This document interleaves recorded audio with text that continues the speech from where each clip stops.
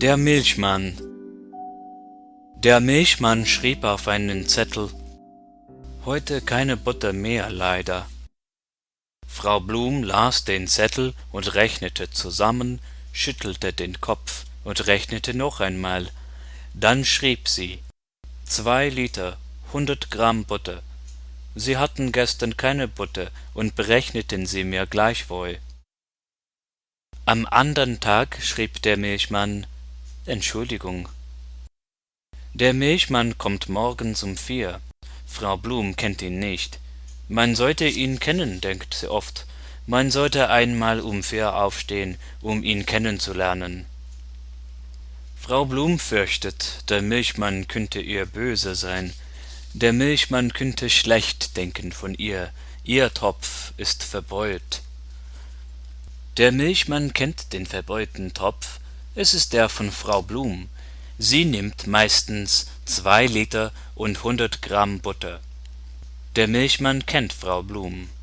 Würde man ihn nach ihr fragen, würde er sagen: Frau Blum nimmt 2 Liter und 100 Gramm. Sie hat einen verbeulten Topf und eine gut lesbare Schrift.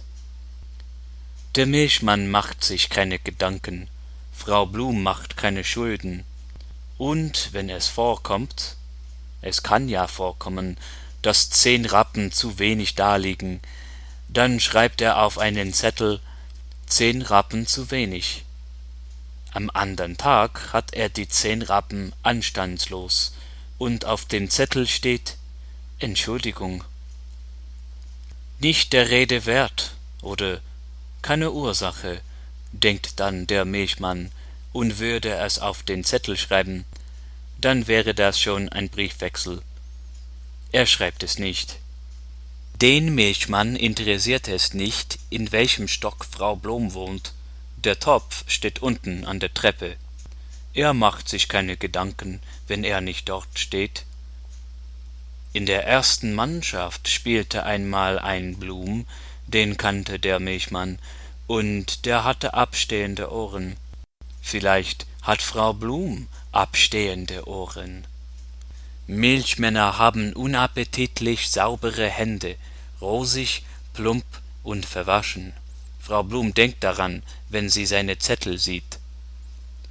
Hoffentlich hat er die 10 Rappen gefunden. Frau Blum möchte nicht, dass der Milchmann schlecht von ihr denkt.